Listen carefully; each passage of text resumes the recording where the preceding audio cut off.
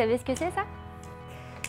Ceci, c'est la moitié du calcaire qui arrive avec l'eau du robinet chez vous en un an.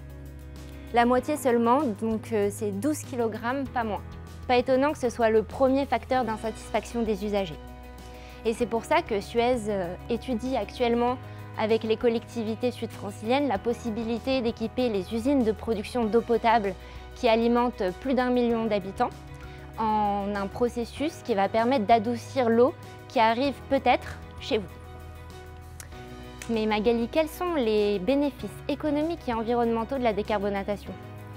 Mesdames, Messieurs, Madeleine, je vous explique. L'arrivée d'une eau douce au robinet, débarrassée de 50% de son calcaire, va générer des bénéfices économiques pour les particuliers, mais également pour les professionnels. Les bénéfices attendus sont très importants. On va distinguer deux types de bénéfices.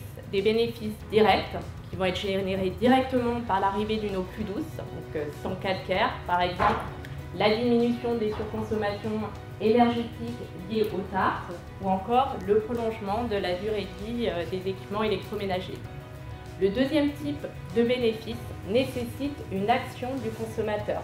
Concrètement, cela signifie arrêter son adoucisseur, adapter sa consommation de savon, détergent, etc. Et c'est précisément le périmètre d'action de notre défi. On vous attend avec des propositions d'outillage innovants, interactifs. Aujourd'hui, les retours d'expérience sur nos projets en place démontrent que 3 mois après la mise en service de l'eau douce, un tiers des consommateurs ont déjà changé leur habitude. On veut tout. Un proverbe latin disait « l'action est peu, l'habitude est beaucoup ». Donc on compte sur vous pour nous aider à faire mentir ce proverbe et puis à nous proposer des outils innovants et interactifs. Mais au fait, Madeleine, on en fait quoi de toutes ces billes? Ça, c'est une très bonne question. Donc, notre objectif, en fait, c'est de pouvoir réutiliser les sous-produits de la décarbonatation et même de les revendre pour pouvoir vous proposer un service plus économique. Donc les sous-produits sont soit des billes calcaires comme celle-ci, c'est des petits grains de sable entourés de carbonate de calcium, soit des boues contenant beaucoup de calcaire, donc entre 80 et 90%. Actuellement, plutôt qu'une mise en décharge, on peut faire évacuer ces produits en épandage agricole. Cependant, nous, ce que l'on recherche, c'est pouvoir faire une valorisation économique, en d'autres termes, leur donner une valeur marchande. C'est ça notre second défi.